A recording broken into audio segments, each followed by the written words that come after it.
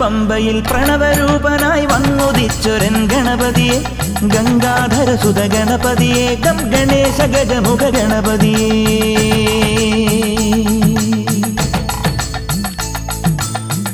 പമ്പയിൽ പ്രണവരൂപനായി വന്നുദിച്ചൊരൻ ഗണപതിയെ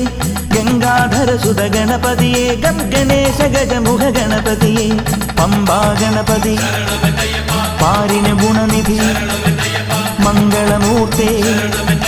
സിദ്ധിവിനായക